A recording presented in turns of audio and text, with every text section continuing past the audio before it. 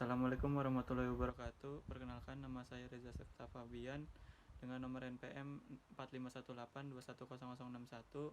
Tugas saya yaitu pembuat skenario sistem, workflow bisnis, dan IRD pada proyek rekayasa perangkat lunak yang berjudul Sistem Informasi Penyewaan Forklift CV Septaindo Eka Perkasa.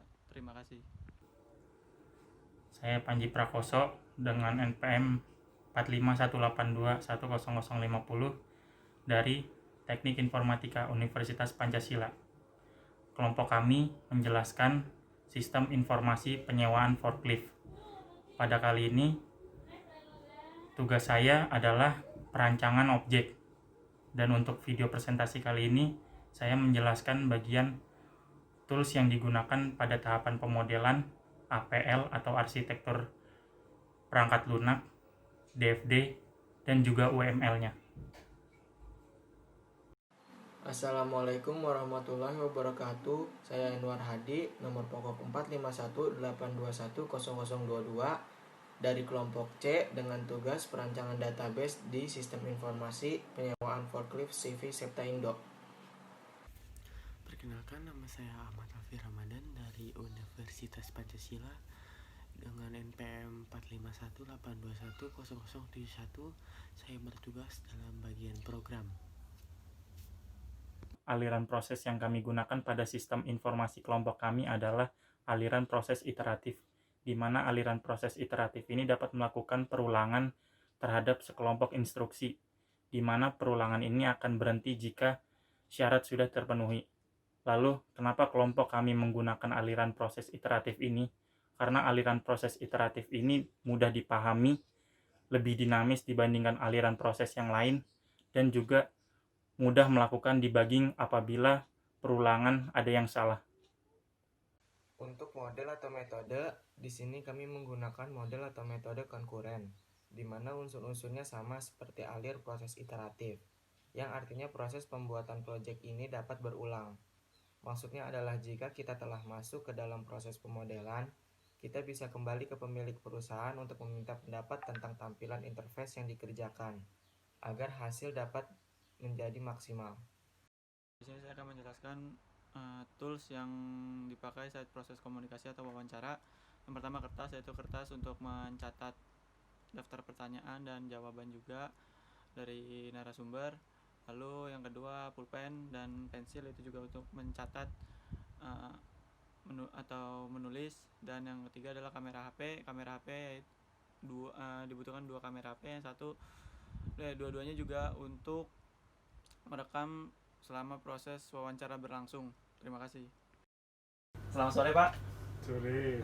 Nah, kami dari mahasiswa Universitas Pancasila jurusan Teknik Informatika ingin mewawancarai Bapak mengenai penyewaan forklift di CV Septaindo ini. Sebelumnya terima kasih telah diizinkan kami untuk mewawancarai Bapak. Sebelum ke pertanyaannya, dipersilakan untuk Bapak untuk memperkenalkan dirinya masing-masing.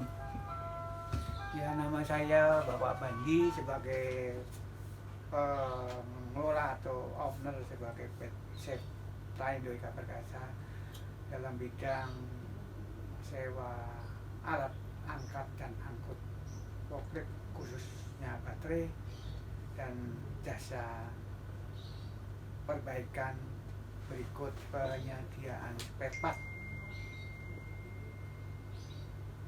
sama overhaul alat-alat yang berhubungan dengan forklift baterai. Baik, kalau saya Fajar, saya di sini sebagai marketing dan technical untuk support di CV Septaindo ini. Terima kasih, Pak. Langsung aja ke pertanyaan pertama. Pertanyaan pertama tuh, Pak. Ya, bagaimana proses penyewaan dari forklift ini, Pak? Prosesnya kita berdasarkan request dari pihak customer sesuai yang dia minta, seperti contoh spek dalam arti kapasitas tinggi yang dia minta, sama operator yang diminta duduk, ada juga yang berdiri, sama bahan bakar yang dia minta. Kalau baterai kita menggunakan baterai, ada yang pakai gas, ada yang pakai diesel. Jadi kita melayani sesuai spek yang dia minta dulu, sama lokasi layout gudang yang ada. Seperti gangway, nanti kalau lebarnya 2,5 itu bisa manuver, ada yang cuma 1,5 meter tapi nggak bisa manuver. Apalagi yang ditanyain. Proses penyewaannya itu lewat apa ya Pak ya? Kalau boleh tahu. Kita bisa melalui yang selama ini baik telepon bisa, Telepon. sama yang zaman media sekarang WA, Mm. yang dia minta lalu dikirimkan apa tuh namanya, foto atau layout atau spek gambar juga, sama lokasi yang akan dipakai di luar gedung atau di dalam gedung. Gitu. Ini untuk penyewaan forkliftnya itu sendiri, biasanya customer nyewanya itu berapa lama ya Pak? Dia nyewa tergantung, minimum kita minimum itu 6 bulan, tapi kadang pihak customer itu disesuaikan dengan permintaan yang dia minta. Ada yang 1 tahun kontrak, tapi proses pembayarannya tetap per bulan. Maaf Pak, sebelumnya kan sebenarnya saya ada satu kelompok lagi nih. Satu kelompok ini berhalangan hadir karena ada mewabahnya virus corona di Jakarta sama di Bekasi kan. Jadi dia nitipan pertanyaan aja, yaitu pertanyaannya, Lalu, bagaimana proses pengembalian forklift? Forklift kita kembalikan sesuai permintaan dia. Waktunya itu 1 bulan sebelumnya kita diinformasikan bahwa masa sewa ataupun rental tidak akan diperpanjang lagi. Baru unit kita ambil lagi, andai kata berikutnya nanti akan sewa lagi, kita proses dari awal lagi pakai PO atau request pakai WA dulu, baru kita melayani sesuai spek yang dia minta lagi. gitu. Kalau kan dalam proses penyewaan gini nih Pak, biasa kan pasti ada kesulitan tuh ya Pak ya. Kesulitan apa aja sih yang biasa terjadi gitu? Ya, Gitu untuk apa? kesulitan biar dibantu mitra atau kerja saya. Ya, Bapak Fajar silakan. Sebenarnya kalau karena saya sebagai technical dan marketing ya, jadi gini, kita punya masalah tuh kadang kalau unitnya ada problem, ada masalah di customer gitu tuh sering bingung. Maksudnya bingung tuh spare partnya kita punya spare part apa enggak sih. Jadi kan customer kan nggak bisa nunggu lama-lama. Cuma ya karena kita juga bingung kita simpan di mana, kita punya stok apa enggak, itu yang selama ini kita belum tahu caranya gimana untuk memberi mensupport customer supaya kerusakan itu enggak lama-lama gitu. Itu yang pertama sih. Yang kedua itu karena ya mobilitas saya sebagai marketing kan lumayan padat kemana-mana gitu. Kadang kan beberapa customer minta nelpon di jalan gitu, Ini hari harus selesai. unit ini ada berapa, saya bilang oke Pak, tolong dikirim ke saya kebutuhan Bapak, artinya berapa ton, berapa mau diesel atau baterai gitu, tolong kirim by WA karena saya lagi nyetir nih, jadi saya nggak bisa nyatet atau apa. Tapi kenyataannya setelah saya selesai meeting di customer, pulang ke kantor atau ke rumah, kadang pesan itu kita kelewat. Lewat. Ya, ketumpuk sama pesan-pesan yang lain. Hanya beberapa hari kemudian baru ingat, oh ini ada permintaan. Jadi kadang customer sudah sempat marah-marah, Pak kapan ini saya minta penawarannya kok nggak ada. Itu masalahnya. Jadi gimana? Saya belum nemu nih caranya untuk memberi istilahnya membuat solusi seperti itu gimana. Menurut saya sih menanggapi yang permasalahan pertama itu kira-kira kayaknya di pendataannya Pak ya kurang berjalan lancar gitu di sini ya Pak ya, pendataan spare partnya tadi kan. Mungkin ya, karena spare part kita udah kita jadiin satu nih spare part forklift. Kita nggak tahu ini sebenarnya tahu cuman hanya beberapa orang yang tahu gitu. Iya. Jadi bingung maksudnya. Kadang kalau yang nemui problem yang ini sedangkan yang tahu di sini nggak tahu padahal spare partnya itu ada gitu. Kayak misalkan ini spare part ada nomornya, ini nih spare part buat mana Iya, gitu ya. jadi artinya betul, artinya siapa aja meskipun orang itu nggak ada, semua tahu kalau problem forklift ini butuh spare part ini, oh ada di sini, gimana nyarinya. Semua orang karyawan, semua teknisi mungkin bisa, bahkan Pak Bandi yang sebagai owner pun juga kalau apa-apa bisa tahu, oh ini ada spare partnya di sini. Nah itu gimana caranya gitu. Sama yang masalah kedua mungkin lebih ke sistem ininya ya Pak ya, proses pemesanannya kali yang rada Ya beda tipe, kadang-kadang controller atau MPO-nya itu beda juga. Jadi kalau MPO ini dipasang ini belum tentu bisa. Itu jadi kendala juga. Sama ada juga forklift itu ada yang 24 volt, ada yang 48 volt, ada yang 72 volt. Tapi rata-rata yang kita pakai kebanyakan yang 48 volt. Tapi kadang-kadang beda tipe, umpamanya yang disampaikan oleh Bapak Fajar itu ternyata kapasitas sama tapi beda tipe, belum tentu MPO ini bisa dipasang di sini. Ada miskom gitu ya. Kesulitan kadang-kadang di situ. Kalau unit sama barang, kalau pas prepare kita bisa dikanibal.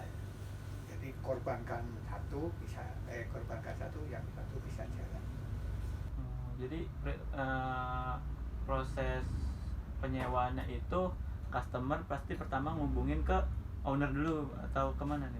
Ke marketing karena bisa. kalau dia lebih kenal sama owner ya pasti duluan ke owner. Cuman kan kadang marketing juga punya customer juga saling informasi. Atau dari teknisi yang di lapangan dia kan Pak silakan menghubungi Pak Fajar aja atau menghubungi Pak Bandi itu bisa. Karena biar satu pintu, biar nggak rancu.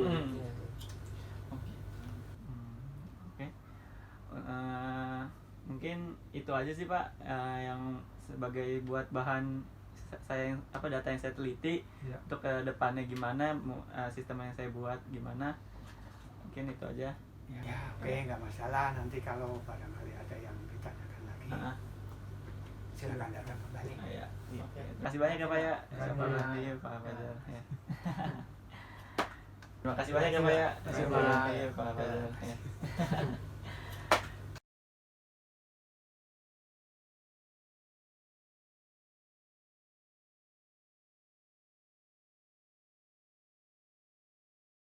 Di sini saya akan menjelaskan workflow dari penyewaan forklift. Nah, di penyewaan forklift ini ada 4 entitas, yaitu supplier, pemilik, karyawan, customer. Dimulai dari customer, yaitu customer memiliki rencana untuk menyewa forklift, dan si customer setelah menyewa forklift memberikan info kepada karyawan. Setelah memberikan info kepada karyawan meneruskan kembali kepada pemilik. Nah, sang pemilik mengecek stok ada atau tidak. Jika ada, sang pemilik membuat surat penawaran yang diberikan kepada karyawan, dan karyawan meneruskan kembali ke customer untuk menerima surat penawaran. Nah, dari situ kita kembali ke jika tidak. Jika tidak, sang pemilik mengecek atau mencari stok ke supplier, dan supplier menerima info jika tidak ada stok dari pemilik. Nah, supplier mengecek stok ada atau tidaknya. Nah, jika tidak, supplier memberikan info tidak ada, dan sang pemilik menerima info bahwa stok tidak ada, dan sang pemilik meneruskan kembali info kepada karyawan jika stoknya tidak ada, dan sang customer menerima info barang tidak ready atau stoknya tidak ada. Nah, dari situ sudah selesai, tidak terjadi perentalan. Nah, jika ada, sang supplier memberi info kepada sang pemilik. Nah, sang pemilik menerima info dari supplier, dan sang pemilik memberikan atau membuat surat penawaran kepada karyawan, dan sang karyawan memberikan surat penawaran untuk diterima kepada customer. Nah, jika setuju atau tidaknya, nah kita bahas yang tidak. Jika tidak, sang customer tidak menjadi perentalan. Jika setuju, sang customer memberi info setuju kepada karyawan, dan karyawan menerima info bahwa sang customer setuju dan meneruskan kembali ke sang pemilik, dan sang pemilik membeli forklift dari supplier, dan supplier menerima uang dari sang pemilik. Dan setelah diterima uangnya, sang supplier mengirim forklift kepada sang pemilik, dan sang pemilik menerima forklift dari suppliernya, dan sang karyawan membuat pembelian order atau data pembelian. Setelah membuat data pembelian, yaitu ditujukan kembali ke sang pemilik untuk menyetujui pembelian order atau data pembeliannya. Setelah disetujui oleh sang pemilik, sang karyawan membuat surat sewa yang ditujukan untuk customer. Setelah ditandatangan oleh customer, forklift akan diterima oleh customer, dan customer sudah melakukan perentalan tersebut. Nah, balik lagi ke atas. Jika customer menerima atau menyetujui surat penawaran, customer memberikan info setuju kepada karyawan, dan karyawan membuat data pembelian, dan dari data pembelian itu ditujukan kembali kepada sang pemilik untuk menyetujui data pembeliannya. Dan setelah disetujui oleh pemilik, diteruskan kepada karyawan, dan karyawan membuat surat sewa, dan surat sewa itu ditujukan kepada customer untuk ditandatangan. Setelah ditandatangan oleh customer, di sini saya akan menjelaskan workflow dari pengembalian forklift. Di sini ada 3 entitas, yaitu pemilik, karyawan, dan customer. Di sini saya mulai dari karyawan, yaitu karyawan memberikan info masa kontrak habis kepada sang pemilik, dan pemilik mendapatkan info masa kontrak habis dari karyawan. Setelah sang pemilik mendapatkan info, dan diteruskan kepada karyawan untuk membuat surat penagihan dan rekening yang ditujukan kepada customer. Setelah customer mendapatkan surat tagihan, customer ditujukan untuk membayar sewa melalui transfer kepada sang pemilik. Setelah sang pemilik menerima pembayaran transfer dari customer, sang pemilik memberi info sewa kembali kepada karyawan, yaitu untuk ditujukan membuat surat sewa kembali. Setelah membuat surat sewa kembali, karyawan meneruskan info sewa kembali kepada customer. Di sini customer jika menyetujui atau tidaknya saya jelaskan yang jika tidak.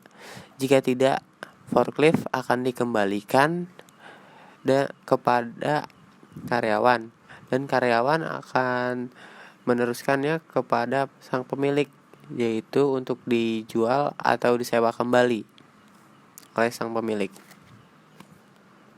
Jika sang customer menyetujuinya untuk menyewa kembali, sang customer memberi info kembali kepada karyawan dan karyawan mendapatkan info sewa kembali dari customer dan meneruskan kembali kepada sang pemilik, dan sang pemilik mengetahui sewa kembali untuk forkliftnya, dan sang pemilik memberi info surat kontrak untuk diteruskan kepada sang karyawan, dan sang karyawan membuat surat perpanjang kontrak sewa, dan karyawan mengirimkan surat perpanjang kontrak kepada customer, dan customer menandatangani sewa yang disetujuinya, dan forklift tidak dikembalikan, dan forklift akan direntalkan kembali atau diperpanjang masa sewanya. Di sini saya akan menjelaskan tools apa saja yang dibutuhkan dalam pembuatan perencanaan. Yang pertama ada Microsoft Word. Aplikasi Microsoft Word itu untuk menulis dan mencatat apa saja yang harus ada di perencanaan. Lalu kedua ada aplikasi Google Chrome, yaitu untuk membuka website Draw.io. Draw.io ini yaitu untuk membuat sketsa atau membuat sketsa dan membuat mockup dari perencanaan seperti ERD, diagram DFD dan lain-lain. Terima kasih. Ya, di sini saya akan menjelaskan perhitungan biaya yang dibutuhkan dalam pembuat dan total biaya yang dibutuhkan dalam membuat sistem dengan menggunakan LOC. Yang pertama itu dengan menggunakan baris kode sebesar Rp5.000, lalu upah karyawan sebesar Rp4.500 per bulan. Lalu kita hitung akan didapatkan perhitungan LOC untuk fungsi analisis geometri 3D itu optimisnya 5.000, kita masukin most likely 6.500, pesimistiknya itu 8.500, lalu dimasukkan oleh rumus 5.000 ditambah 4 kali 6.500 ditambah 8.500, lalu dibagi 6 didapatkan 6.584 LOC. Lalu yang interface-nya optimisnya dimasukin 6.000, most likely-nya 7.000, pesimistik itu 5.000, lalu dimasukin rumus dan hasilnya 6.500 LOC. Untuk DBM sama dimasukin dengan nilai-nilainya dirubah seperti yang digambar, lalu didapatkan 5.500 LOC. Lalu kontrol didapatkan 6.750 LOC dan DAM didapatkan 6.084 LOC. Lalu LOC terestimasi sesuai dengan di tabel tersebut dan baris kode terestimasi ada 31.418. Lalu estimasi biaya proyek LOC itu 31.418 atau total baris kode terestimasi itu dikali 5.000 yaitu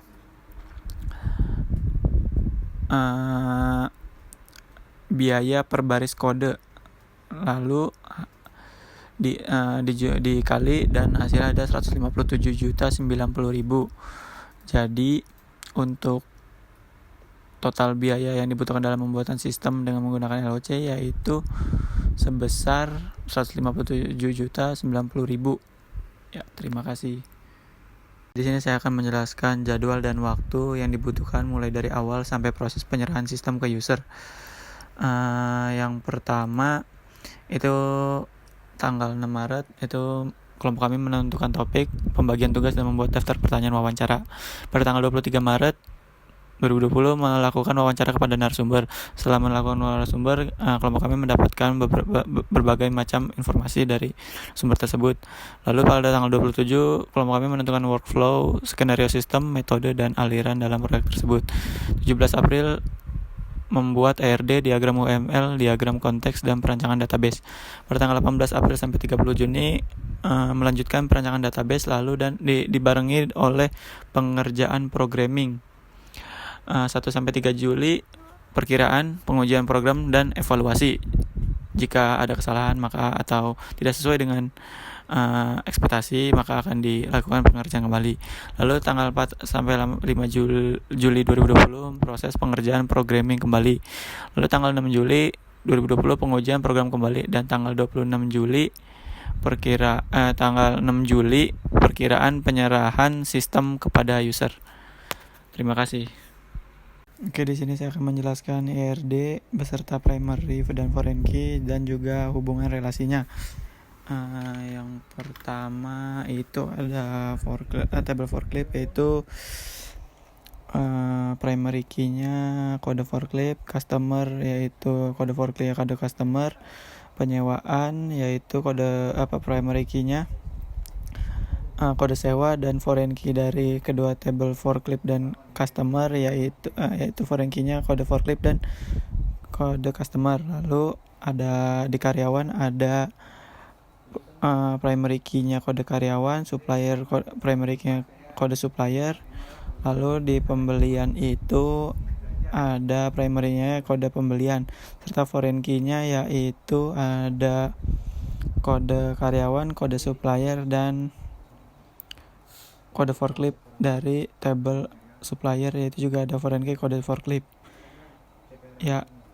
Untuk relasinya itu yang pertama forklift dengan customer yaitu many to many. Lalu ada penyewaan dan karyawan itu many to one atau one to many, karyawan ke penyewaan. Lalu karyawan ini juga mempunyai relasi one to many terhadap supplier dan supplier many to one terhadap karyawan.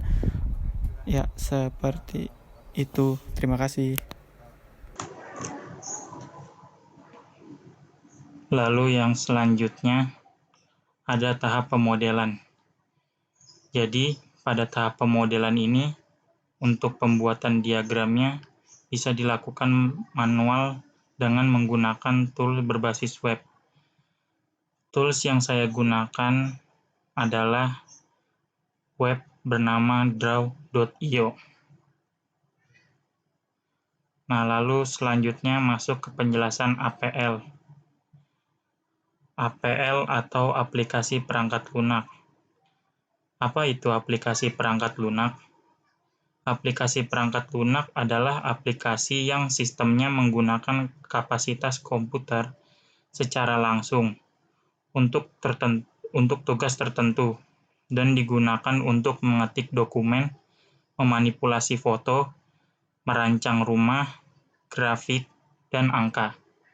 Berikut gambaran dari aplikasi perangkat lunak pada sistem yang kami buat. Di sini sudah berbentuk diagram, di mana di sini aplikasi perangkat lunaknya ada yang namanya manage user, di mana manage user ini nantinya akan melakukan login. User akan melakukan login, lalu akan muncul info user.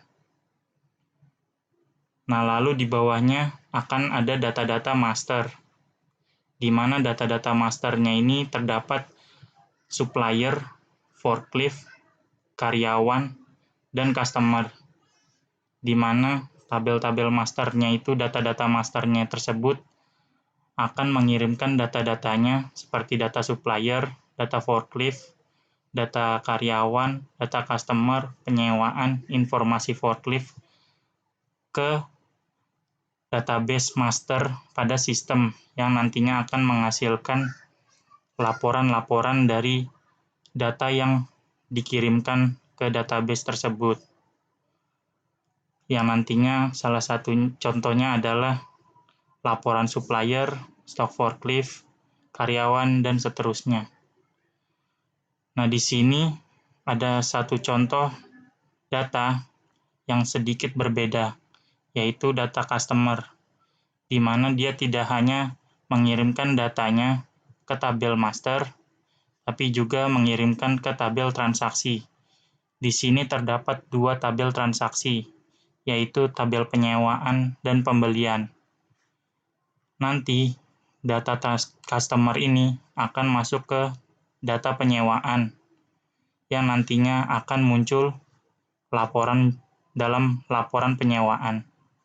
Dan juga informasi forklift masuk ke penyewaan, dan yang nantinya akan muncul juga di dalam laporan informasi forklift. Lalu ada data pembelian yang nantinya akan dikirim ke sistem, lalu muncul dalam bentuk laporan pembelian. Lalu selanjutnya ada DFD. DFD atau Data Flow Diagram merupakan suatu cara atau metode untuk membuat rancangan sebuah sistem yang mana berorientasi pada alur data yang bergerak pada sebuah sistem nantinya. Dalam pembuatan sistem informasi, DFD sering digunakan untuk menganalisis atau membuat sebuah sistem yang baik, di mana DFD ini nantinya diberikan kepada para programmer untuk melakukan proses coding, di mana para programmer melakukan sebuah coding sesuai dengan DFD yang dibuat oleh para analis sebelumnya. Tools yang digunakan pada pembuatan DFD yaitu EasyCase, Power Design, salah satu cara lain untuk mendesain sistem yaitu menggunakan UML atau Unified Manual Language. Lalu pada tahapan pertama DFD adalah pembuatan diagram konteks, di mana diagram konteks ini merupakan tingkatan tertinggi dalam DFD. Dan diagram konteks ini juga merupakan gambaran umum dari diagram DFD tahap awalnya itu. Nah, di sini ada sistem, lalu ada tabel-tabel yang nantinya akan memberikan data ke sistem. Terdapat 4 master dan 2 transaksi seperti yang saya sebutkan sebelumnya. Yang masternya adalah customer, forklift, karyawan, dan supplier. Lalu transaksinya adalah pembelian dan penyewaan, di mana customer akan melakukan pengiriman data sewa forklift dan data customer ke sistem. Lalu sistem akan melakukan penyewaan. Jadi intinya setiap tabel akan mengirimkan data ke sistem. Lalu sistem akan memberikan laporan dari data-data tersebut. Lalu selanjutnya ada DFD level 0. DFD level 0 ini merupakan pemecahan atau semacam turunan dari diagram konteks, yang di dalam diagram ini terdapat data. Dalam artian, terdapat gambaran untuk tahapan penggunaan aplikasi perangkat lunak tersebut. Jadi, di sini terdapat 3, yaitu customer, forklift, dan karyawan yang dapat melakukan login atau validasi, yang dimana validasi ini merupakan langkah pertama. Nah, di validasi ini dapat melakukan login ataupun logout. Lalu, selanjutnya langkah kedua yaitu sewa. Setelah melakukan validasi, customer akan melakukan sewa, yang nantinya data sewa ini akan dikirim ke sistem, lalu juga sampai ke forklift. Forklift di sini itu merupakan perusahaan, yang nantinya langkah selanjutnya si forklift ini akan melakukan pengecekan stok. Jika stok tidak ada, maka si forklift akan melakukan pengecekan stok pada supplier. Lalu langkah selanjutnya adalah supplier melakukan pengecekan stok juga. Jika ada, maka supplier akan mengirimkan info stok ke forklift atau perusahaan. Lalu, jika sudah, maka stok dinyatakan ada, lalu diberikan info kepada karyawan. Lalu, karyawan akan memberikan info kepada customer. Kalau stok sudah ada. Setelah deal, lalu karyawan akan membuat surat sewa, yang dimana customer akan melakukan tanda tangan surat sewa tersebut. Ketika sudah melakukan langkah-langkah tersebut, langkah yang terakhir adalah pembayaran, yang dimana terdapat dua langkah pembayaran, yaitu tunai maupun non-tunai.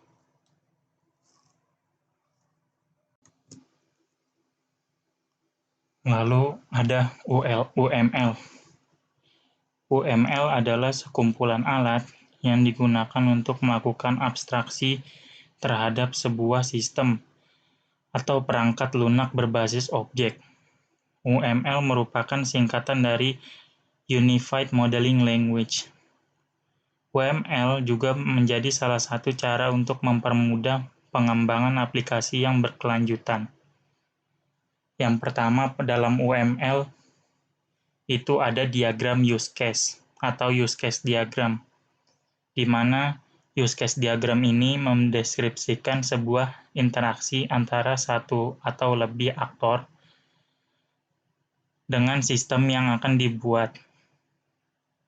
Use case diagram ini digunakan untuk mengetahui fungsi apa saja yang ada di dalam sebuah sistem dan siapa saja yang berhak menggunakan fungsi-fungsi tersebut. Nah, jadi yang disebut aktor sebelumnya adalah ini, yaitu forklift atau perusahaan dan juga customer. Lalu, gimana langkah-langkahnya? Jadi pertama, forklift ini dapat melakukan pengelolaan karyawan, di mana pengelolaan karyawan ini berupa memasukkan karyawan, mengubah karyawan, menghapus karyawan, dan melihat karyawan-karyawan tersebut. Lalu forklift juga dapat melakukan pengelolaan barang, di mana pengelolaan barang ini adalah melihat barang, mencari barang, memasukkan barang, mengubah barang, maupun menghapus barang. Lalu, si aktor customer ini dapat melakukan penglihatan barang, yang nantinya penglihatan barang ini akan adanya pengelolaan barang yang sudah dikelola oleh perusahaan, yang nantinya setelah melihat barang, lalu dikelola, lalu customer akan memeriksa barang untuk adanya penyewaannya barang. Lalu, ketika barang tidak ada, forklift akan melakukan pemeriksaan ke supplier. Jika ada di supplier, lalu customer akan langsung melakukan pembayaran. Tapi ketika diperiksa di sini sudah ada, maka si forklift akan melakukan langkah pengelolaan peminjaman, lalu melakukan pembayaran.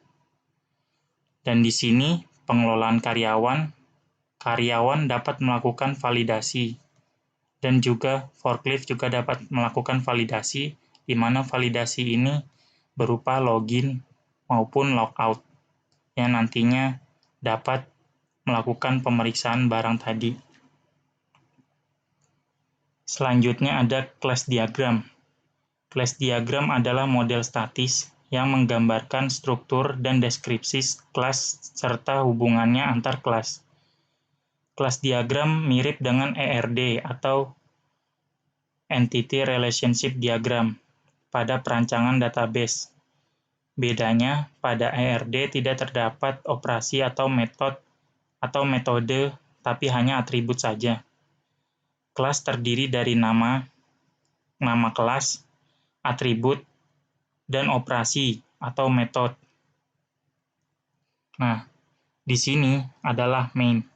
Di main ini adalah operasi yang melakukan semuanya ini, di mana main ini akan membutuhkan yang namanya interface, yang nantinya akan memunculkan tampilan pada main tersebut. Nah, interface ini membutuhkan yang namanya form karyawan, form customer, form penyewaan, maupun form forklift. Di mana pertama, form karyawan ini akan berelasi dengan customer. Dalam artian karyawan ini akan membutuhkan customer, yang nantinya karyawan akan melayani customer. Lalu ada forklift. Ketika customer ini sudah mendapatkan pelayanan dari karyawan dan diurus oleh karyawan, customer ini juga berelasi secara multiplicity atau multiplisitas dengan menunjukkan jumlah suatu objek yang berhubungan dengan objek lain. Jadi customer ini nggak cuma berhubungan dengan karyawan, tapi juga objek customer ini berhubungan dengan objek forklift, yang dimana setelah keduanya ini berelasi, lalu melakukan tugasnya, lalu customer ini juga berhubungan dengan penyewaan. Dan tidak hanya customer, forklift juga akan mengurus penyewaan tersebut dengan relasi generalisasi, dengan digunakannya dalam hubungan antara kelas induk dengan kelas turunan. Jadi setelah melakukan hubungan antara objek lainnya, customer dan forklift akan melakukan turunan ke penyewaan. Maka program akan berjalan sesuai dengan yang diinginkan pada main di sini. Kamus data kedua ada tabel customer dengan nama atribut, kode customer, keterangannya, kode untuk customer, tipe datanya integer, panjang datanya 15, format nilainya 2 angka di depan dan 2 angka di belakang. Notasinya adalah tanggal dan nomor. PK atau FK-nya adalah primary key. Selanjutnya ada nama customer, keterangannya nama dari customer, tipe datanya varchar, panjang datanya 20, format nilai nama depan dan nama belakang. Notasinya nama depan, nama belakang. PK atau FK kosong. Selanjutnya ada nomor telepon customer.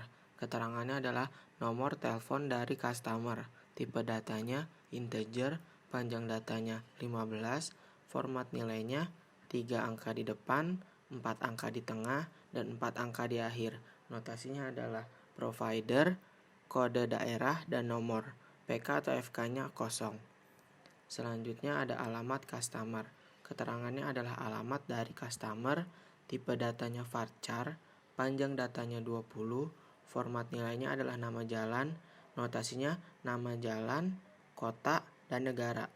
PK atau FK-nya kosong. Selanjutnya ada umur. Keterangannya adalah umur dari customer, tipe datanya integer, panjang datanya 15, format nilainya 2 angka, notasinya adalah umur. PK atau FK kosong. Kita masuk ke bagian kamus data. Di kamus data yang pertama ada tabel forklift dengan nama atribut, kode forklift, keterangannya adalah kode dari forklift, tipe datanya adalah integer, panjang datanya 15, format nilainya 2 angka di depan, 2 angka di tengah, dan 2 angka di akhir. Notasinya adalah jenis, kapasitas, dan nomor. PK atau FK-nya adalah primary key. Selanjutnya ada nama forklift, keterangannya nama dari forklift, tipe datanya varchar, panjang datanya 20, format nilainya adalah nama, notasinya adalah nama depan, PK atau FK-nya tidak ada. Selanjutnya kapasitas, keterangannya adalah kapasitas dari forklift, tipe datanya integer, panjang datanya 15, format nilainya 3 angka, notasinya ratusan, puluhan, satuan. PK atau FK-nya tidak ada. Selanjutnya ada tinggi forklift dengan keterangan tinggi dari forklift, tipe data integer, panjang data 15, format nilai 3 angka, notasi ratusan, puluhan, satuan. PK atau FK-nya tidak ada.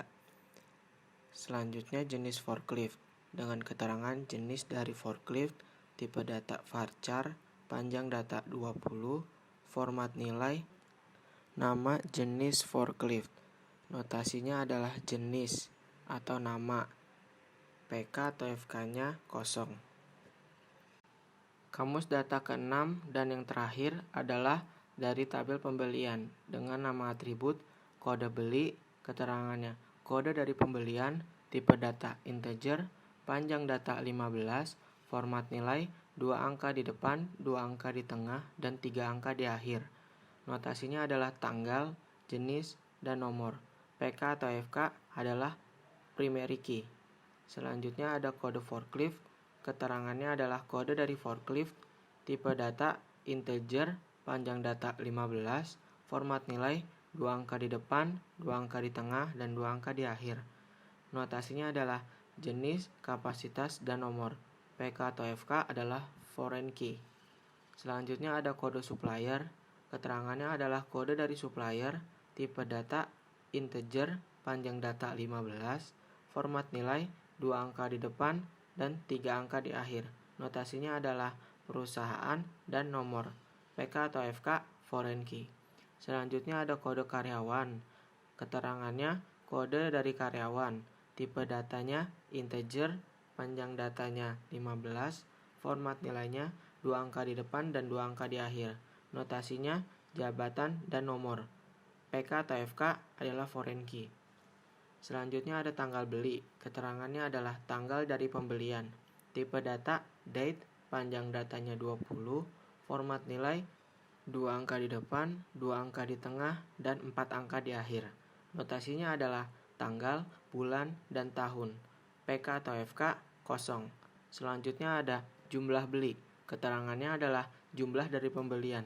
Tipe datanya integer, panjang datanya 15, format nilai 1 angka, notasi jumlah. PK atau FK kosong. Kamus data ketiga ada tabel karyawan dengan nama atribut, kode karyawan, keterangannya kode dari karyawan, tipe data integer, panjang data 15, format nilai 2 angka di depan dan 2 angka di akhir. Notasinya adalah jabatan dan nomor. PK atau FK adalah primary key. Selanjutnya ada nama karyawan, keterangannya nama dari karyawan, tipe data varchar, panjang data 20, format nilai nama dari karyawan, notasi nama depan, nama belakang. PK atau FK kosong.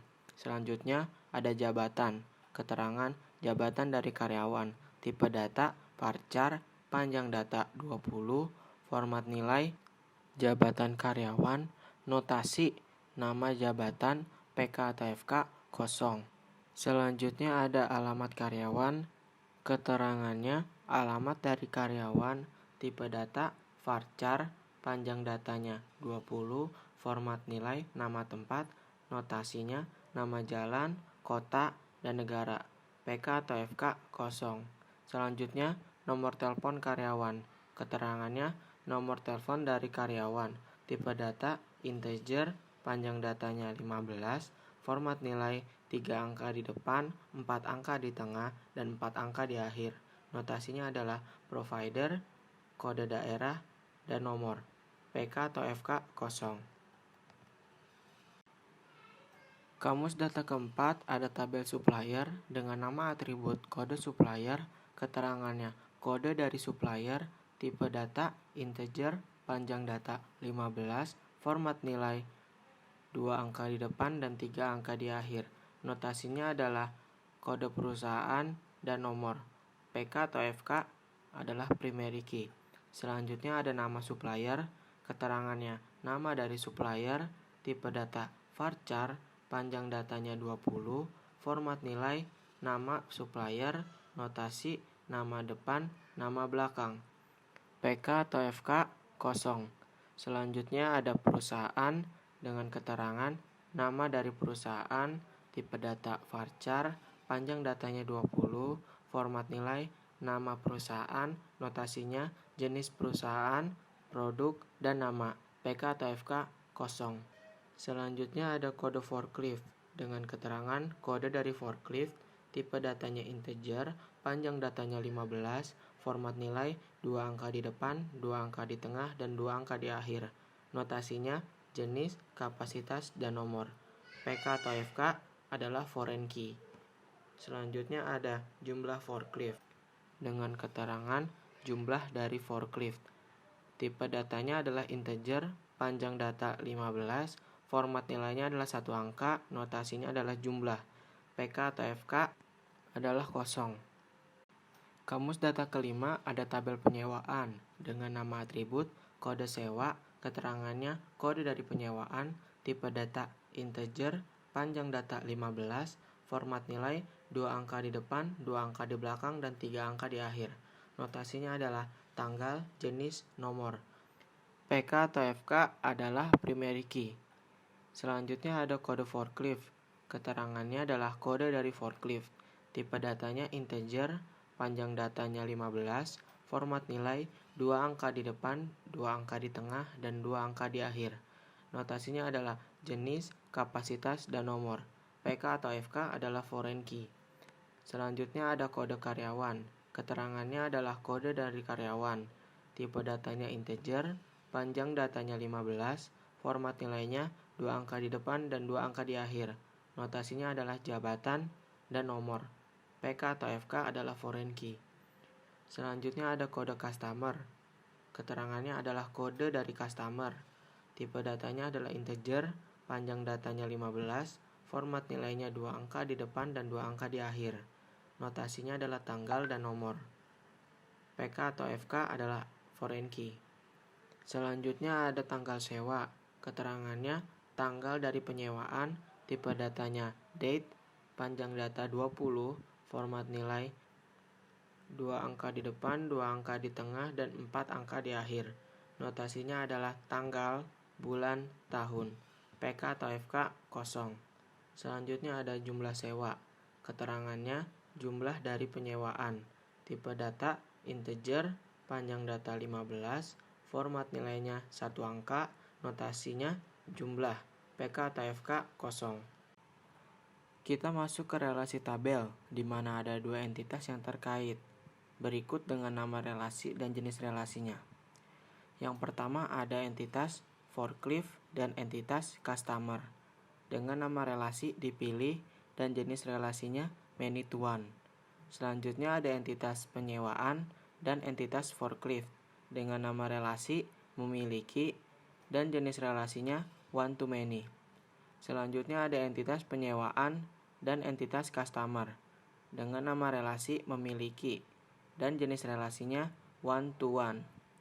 Selanjutnya ada entitas penyewaan dan entitas karyawan dengan nama relasi menugaskan dan jenis relasinya one to one.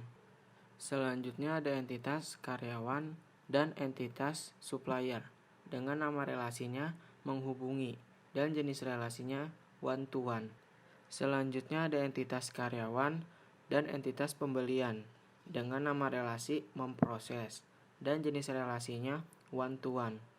Yang terakhir ada entitas pembelian dan entitas supplier dengan nama relasi memiliki dan jenis relasinya one to one.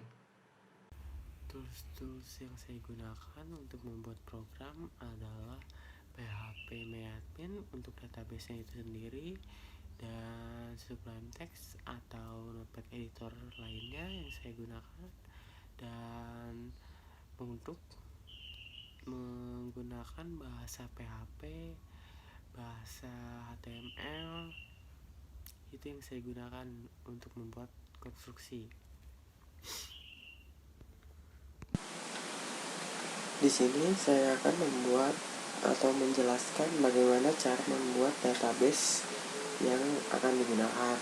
Nah, di sini saya sudah membuat database penyewaan dari tugas saya. Nah, di sini saya akan menjelaskan secara singkat bagaimana cara pembuatannya. Nah, di sini ada tulisan baru, yaitu untuk membuat database baru. Nah, di sini ada tuh halaman basis data atau halaman membuat database baru. Nah, di sini Anda bisa memasukkan nama database yang Anda inginkan. Dan dikarenakan database yang saya sudah buat, saya akan mengisi namanya yaitu sewa saja. Nah, di sini klik buat untuk membuat database-nya. Nah, di sini adalah halaman untuk membuat tabel. Nah, di sini saya akan mencontohkan membuat dua tabel, yaitu tabel transaksi yang saya gunakan dan tabel master yang saya gunakan. Di sini saya akan menjelaskan tabel master dulu, yaitu tabel masternya adalah tabel master forklift atau supplier. Nah, di sini saya membuat tabel master forklift. Tabel master forklift. Nah, jumlah kolom yang akan saya gunakan atau isian tabelnya ada 5. Nah, di sini Anda bisa mengklik kirim. Nah, di sini Anda bisa mengisi nama-nama dari tabel isinya yang akan Anda masukkan. Saya menggunakan nama KD Forklift, nama forklift, dan kapasitasnya,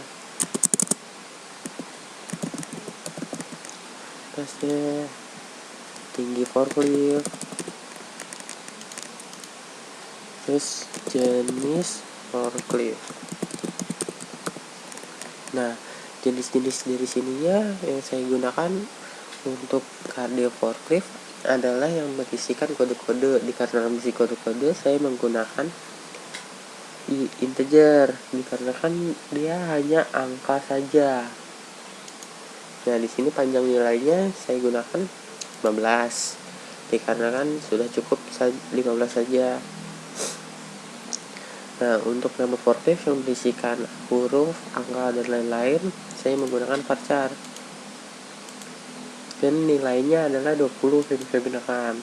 Untuk kapasitasnya pun sama seperti KD forklift, dikarenakan kapasitasnya hanya berisikan angka saja. Nah, saya menggunakan 15 agar tidak kekurangan. Di tinggi forklift pun sama, hanya berisikan angka. Saya menggunakan integer juga. Dan nilainya juga saya samakan 15. Untuk jenis forklift itu kan berisikan namanya, misalnya red stroke dan lain-lain. Nah, saya menggunakan varchar. Di sini saya menggunakan 20 juga. Nah, setelah diisi, dikarenakan pada forklift yaitu primary key-nya, saya akan mengisikan di indeksnya, yaitu adalah primary key dikarenakan ini intinya. Nah, di sini bisa muncul tampilan ini, Anda klik kirim. Nah, sudah terisi semua, Anda bisa mengklik simpan. Nah, di sini sudah terinput atau berhasil di sini dari tampilannya. Ini untuk tampilan tabel master, dan saya akan membuat kembali untuk tampilan atau tabel dari tabel transaksi, yaitu tabel transaksi penyewaan. Nah, di sini saya akan membuat untuk tabel transaksi, yaitu tabel penyewaan. Nah, di sini klik baru. Nah, dalam tabel penyewaan ada yang pertama kita mengisi nama tabel dulu, yaitu tabel underscore penyewaan. Nah, di sini saya tabel penyewaan memiliki 6 kolom. Di sini hanya terdapat 4. Nah, di sini kita menambahkan di sini sesuai yang Anda inginkan. Di sini kita tambahkan 2. Nah, di tabel penyewaan saya menggunakan kode underscore sewa di sini, terus tanggal sewa, terus ada jumlah sewa, terus ada KD forklift, terus ada KD customer, terus ada KD karyawan. Nah, untuk kode sewa berisikan sama seperti tadi, yaitu integer, hanya berisikan angka. Saya menggunakan integer. Di tanggal sewa saya menggunakan date karena itu hanya mengisikan tanggal, saya mengisi 20. Jumlah sewa saya mengisi integer dikarenakan hanya angka, yaitu 15. KD forklift seperti yang di sini di table forklift saya menggunakan integer 15. Di KD customer, di table customer juga saya menggunakan integer yaitu 15. Di KD karyawan, di table karyawan saya menggunakan int juga 15. Nah, di sini kenapa saya samakan sini agar berketerkaitan satu sama lain atau berrelasi. Nah, untuk kode sewa saya menggunakan primary key dan KD for. Di sini muncul tampilan ini, mencet kirim. Nah, untuk KD forklift saya menggunakan unique dikarenakan agar berkaitan dengan table forkliftnya ini. Di sini pencet kirim. Nah, untuk KD customer dan karyawan pun sama unique karena kan agar berrelasi. Nah, di sini kirim. Di sini juga dipilih unique, kirim. Nah, di sini ini sudah terisi semua. Di sini mencet simpan. Nah, gitu. Datanya sudah ada, semua berhasil di input. Nah, di sini ada tampilan kunci emas untuk primary key, dan di sini kunci abu-abu untuk unique-nya.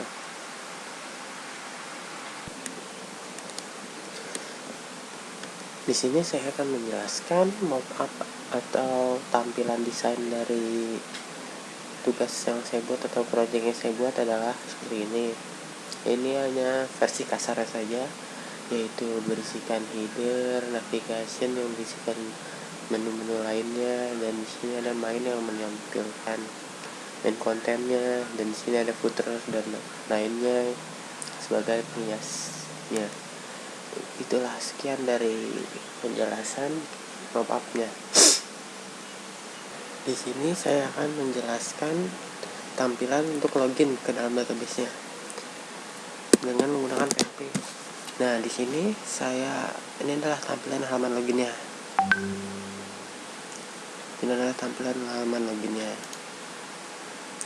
Nah, di sini ada username, password, dan ada button login. Nah, di sini bila Anda memasukkan password yang salah akan menampilkan seperti ini. Nah, login gagal, username dan password salah. Nah, bila Anda masukkan username dan passwordnya yang benar, akan menampilkan halaman logadmin seperti ini. Nah, di sini ada halaman admin. Halaman adminnya itu ada selamat datang admin 1, Anda telah login. Nah, di sini ada tampilan seperti ini dan ada button logout. Button logout adalah untuk keluar dari halaman admin. Nah, di sini adalah untuk login saja ke dalam database-nya. Berhasil sudah bisa. Nah, untuk button logout-nya di sini akan mengoperasikan seperti ini. Nah, di sini kembali ke halaman login. Nah, di sini karena kita sudah logout, di sini ada tulisan Anda telah berhasil logout. Nah, untuk codingan dan lain-lainnya akan saya tampilkan. Nah, di sini pertama Anda harus membuat koneksi PHP, yaitu untuk mengkoneksikan PHP ke dalam database yang Anda buat. Nah, di sini ada dari koneksinya, yaitu localhost, localhost dari PHP mappingnya, lalu ada bawaannya. Di sini saya tidak mengoneksikan password. Nah, di sini adalah database-nya, database penyewaan yang sudah saya buat. Nah, untuk tampilan loginnya ini halamannya yaitu menggunakan index.php. Nah, di sini adalah ada pesan-pesan notifikasinya. Bila Anda password salah, bila Anda berhasil logout seperti ini. Nah, di sini belum login. Nah, di sini ada login. Di sini Nah, dari semua ini kita akan mengkoneksikannya lagi kepada cek login PHP, dikarenakan bila Anda memasukkan username dan password, kalau tidak ada PHP untuk mengkoneksikan ke dalam database, Anda tidak akan berhasil masuk atau tidak akan terjadi apa-apa. Nah, di sini adalah codingan untuk indeksnya. Di sini nih, indeks kayak seperti username, password, dan button login ini. Nah, sebelum dari semuanya ini nih, Anda pertama-tama harus membuat halaman admin di dalam database Anda agar bisa terkoneksi. Nah, di sini saya akan menjelaskan keterkaitannya nih. Nah, di sini untuk cek loginnya kan session. Nah, dari sini menginclude koneksi. Nah, untuk mengkoneksikan ke dalam database yang Anda buat. Nah, di sini username dan password. Di sini adalah username dan password dari database admin yang Anda buat untuk masuknya. Nah, di sini select from admin where username. Nah, di sini mencari username dan di sini juga mencari dengan passwordnya dalam database-nya. Nah, di sini nih, bila username-nya berhasil, ya akan masuk ke dalam indeks lagi. Nah, dengan pesan gagal kalau misalnya gagal. Nah, database-nya di sini, database admin.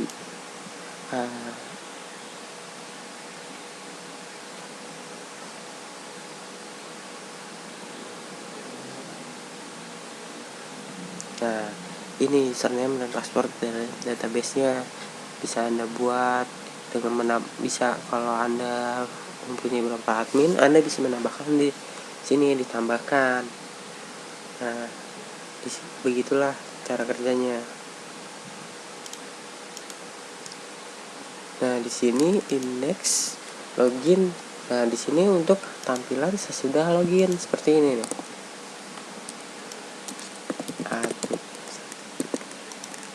Nah, untuk tampilan di halaman admin indeks yang nih, untuk di dalam halaman admin. Nah, di sini adalah button untuk logoutnya bila Anda logout. Nah, di sini ada selamat datang. Di sini maksudnya session username ini adalah menampilkan seperti ini nih, selamat datang. Di ini PHP Eco Session ini untuk menampilkan admin 1, yaitu dari admin mana yang sudah login. Nah, di sini Anda telah login. Nah, seperti ini berhasil. Nah, untuk logoutnya sendiri di sini nih. Nah, sessionnya adalah PHP session start. Nah, di sini untuk session destroy itu untuk menghapuskan semua session untuk kembali pada halaman login. Nah, untuk sini mengalihkan untuk kembali kepada halaman admin atau indeks PHP ke dalam indeks login, yaitu ke dalam halaman login. Nah, jadi setelah Anda mencet logout akan terjadi seperti tadi di sini nih. Anda telah berhasil logout. Di sini saya akan menjelaskan bagaimana menginsert atau menginput data dari table master, yaitu table forklift yang saya gunakan. Nah, di table forklift ini, di sini kan tampilannya hanya seperti ini nih. Bagaimana untuk codingannya? Untuk codingan dari tampilan ini tersebut, saya seperti ini.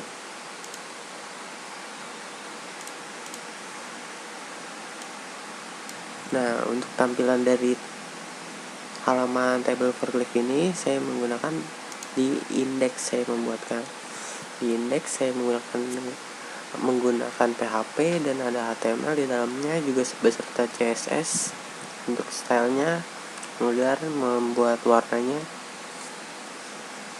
Nah, seperti ini codingannya. Untuk tampilan ini dan ini hanya untuk di sini menampilkan seperti ini. Jadi untuk menampilkan dalam database-nya, yaitu gunakan untuk menyambungkan ke dalam database-nya, yaitu untuk menyambungkannya saya menggunakan koneksi db.php. Nah, saya akan tampilkan.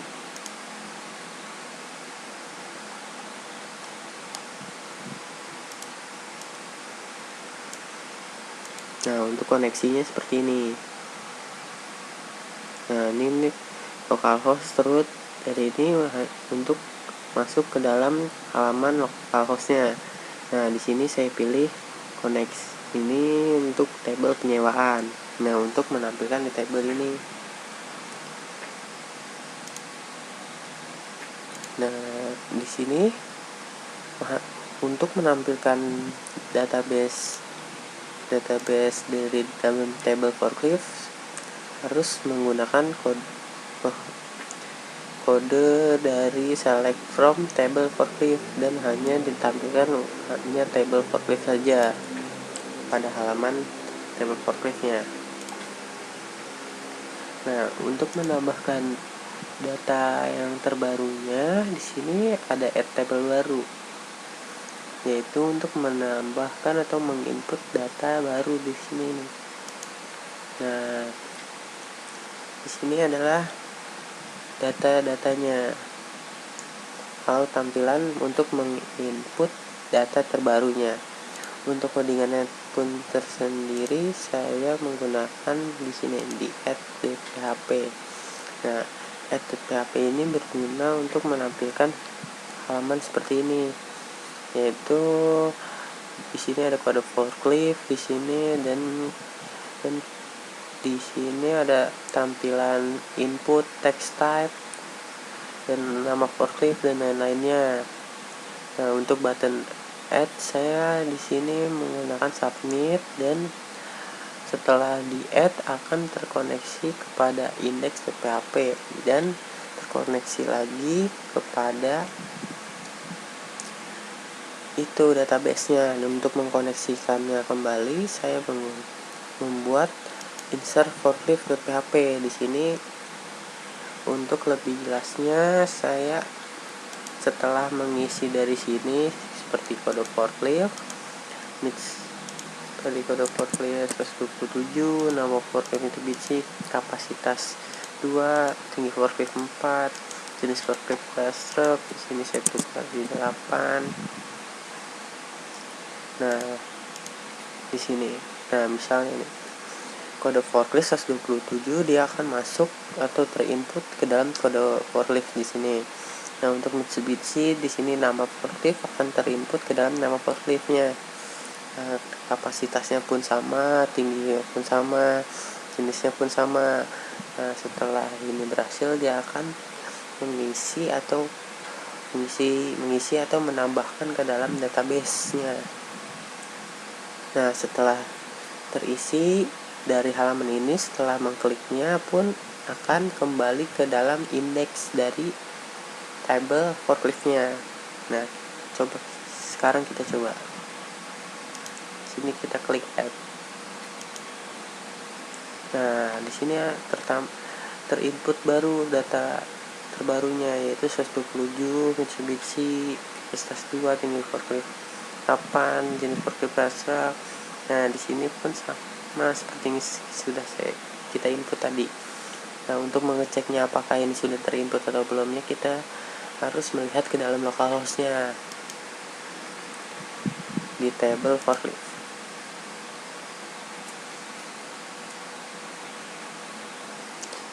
Nah, di tabel forklift pun sudah berhasil terisi, yaitu Mitsubishi kapasitas 2, tinggi forklift 8, jenis forklift Astra.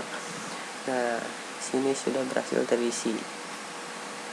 Nah, sekarang kita akan mencoba untuk mengedit dalam isian dari tabel forklift ini dengan menghapusnya, yaitu bisa menghapus di antara salah satunya. Nih. Nah, di sini untuk mempermudahnya, maka saya membuat langsung dari sini agar tidak kerja dua kali, yaitu buka localhost lagi, mengecek satu-satu, itu akan memakan waktu. Nah, di sini kita coba untuk menghapus yang nama forklift TCM dari kode forklift 123. Nah, di dalam database localhost-nya ini ada ya. Nah, coba kita hapus dari table forklift PHP-nya. Di sini kita klik hapus. Nah, dia sudah terhapus dari sini, akan menunjukkannya. Nah, untuk menghapusnya pun, nah di sini kan belum terhapus. Nah, kita harus merefreshnya agar mengecek kembali.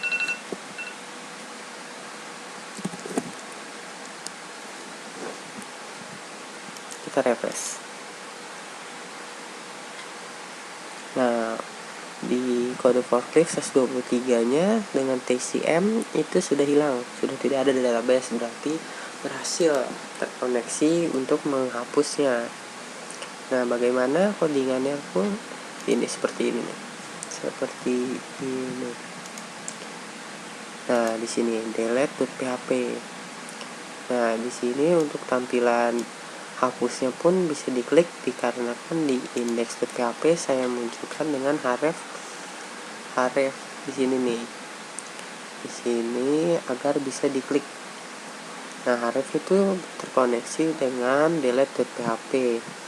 Nah, di mana delete.php-nya pun itu memilih dari kode forklift-nya untuk menghapus dari dalam database, untuk mencari dari kode forklift-nya dan menghapus semua dalam bagian dari kode forklift, yaitu Mitsubishi kapasitas ini dalam kolom-kolom lainnya yang sejajar dengan kode forklift-nya.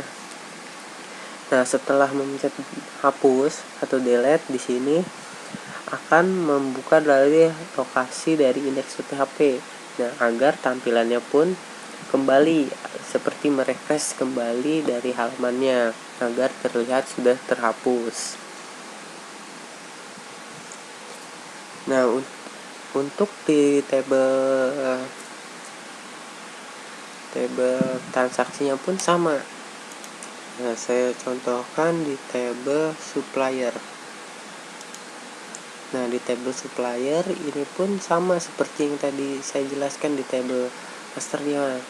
Di sini untuk menginput table barunya pun sama halamannya. Nah, di sini pun codingannya pun sama. Ini untuk tampilan add supplier.php-nya pun sama nih. Sama semua di sini. Ref di add nih, butonnya pun dikoneksikan ke indeks supplier agar kembali ke halaman indeks, agar terlihat sudah terinputnya, seperti merefresh kembali untuk melihat hasilnya. Di sini kita coba, yaitu misalnya 1516, nama supplier Anji, perusahaan CV forklift forklift, perkasa. Di sini jumlah forkliftnya 5, kode forkliftnya misalnya 129. Nah, di sini bisa kita add untuk menambahkan atau menginput dari data terbarunya. Nah, di sini berhasil ditambahkan untuk 15, 16, supplier Aji dan lain-lainnya sudah terinput atau masuk ke dalam database-nya. Nah, kita bisa ngecek apakah berhasil atau tidaknya untuk masuk ke dalam database-nya. Di sini bisa kita lihat di table supplier. Nah, di table supplier pun sudah berhasil terinput, yaitu 15, 16 Aji, CV forklift perkasa, jumlah forklift 5, kode forklift 129 sudah berhasil terinput. Dan codingannya pun untuk menginputnya pun sama seperti dari table master yang saya jelaskan, yaitu di add harus terkoneksi dengan insert supplier, yaitu dimana kita masukkan kode supplier, nama supplier, perusahaan, jumlah forklift, kode forklift akan terinput ke dalam database-nya. Nah, untuk menghapusnya pun sama. Di sini saya membuat dari kode supplier, di mana mencari datanya. Di sini database-nya, di mana kita kode suppliernya yang dicari dari sini, dan akan menghapus dari kode supplier. Dari sini akan terhapus sesuai jajarannya. Nah, sekarang coba kita hapus dari misalnya Aditya Hansel, CV forklift itu jumlah forklift 20, kode forklift 126 kita hapus. Nah, berhasil terhapus. Nah, sekarang kita cek kembali ke dalam database. Nah, di sini kan belum terhapus karena kita belum refresh. Nah, sekarang kita refresh dari halamannya. Nah, di sini berhasil terhapus. Nah, sekarang kita sudah berhasil menghapus dari table transaksi, yaitu table supplier. Sudah menghapus atau mengeditnya dari dalam ini.